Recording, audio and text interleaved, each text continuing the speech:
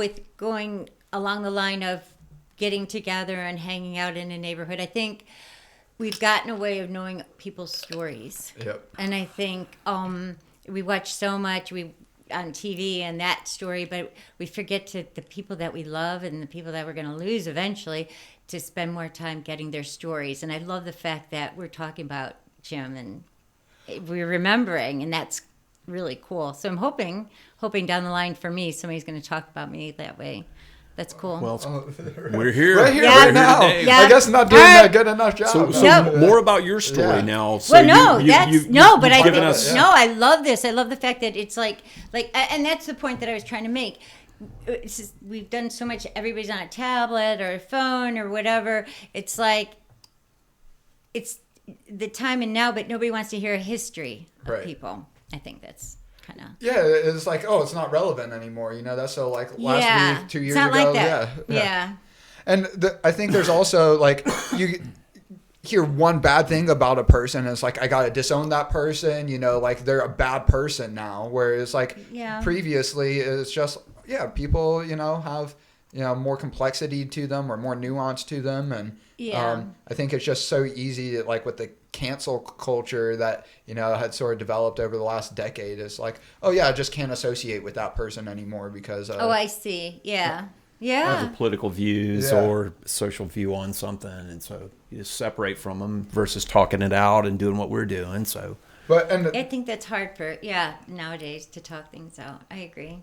And that was one of the issues that I had like in the later years where, he was like totally against like Andrew Carnegie and like John Rockefeller. And it's like they did more for like building the and again, given like the education system isn't what it once was, but they were a big part of like building the public library system, the public education system, just allowing us to, build businesses that they built out all the infrastructure for. And I'm not trying to say they were like saints of humans either, right? But no one is. And it's like, I'm sorry, I would rather be, not a saint of a human providing a global or national impact that they did than, also not be a saint of a human and then, oh, fuck anyone that does better than me, and that seems like... Oh, yeah. No, I see what you're saying. I guess, maybe, and probably in the situations when I was with him, it was like, we didn't delve into that kind of stuff. Probably, I don't know, we're just talking about stupid things.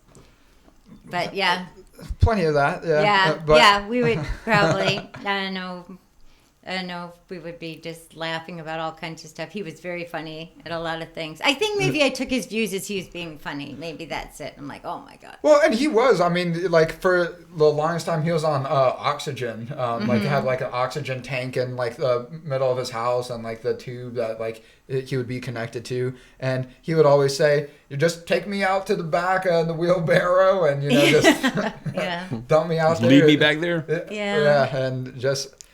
And so, I mean, he was very kind of like brass, crass, crass sort of person. But there's no filter.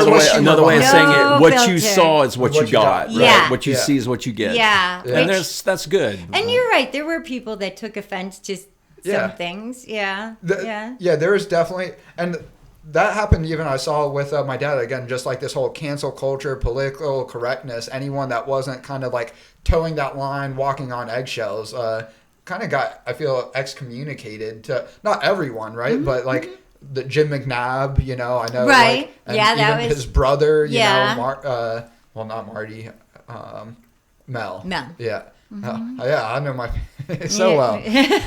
No, you were there. You were there just thinking of their son. Misspoke one. Yeah. No, you were there. Actually, I don't know how close you ever were to them at all, but apparently Marty is completely MIA. Like, that's what I heard from your mom. Yeah, that's. So Marty, if you're watching this, come out of the woodwork. There's people that still care about you and love you. Yeah. Unfortunately, one of my great uncles, Jim's, my PJ, Papa Jim's brother, his son went out to like San Francisco. Let's say lived a traditional stereotypical San Francisco fantastic, sort of lifestyle, and I think got also into like the drugs that hit the streets out there, and I guess it's ended to a point that just totally off the grid. He's off the grid. Yeah, and Yeah. That can happen. And it's crazy to think that can happen. You know, especially like within your own family. But Yeah.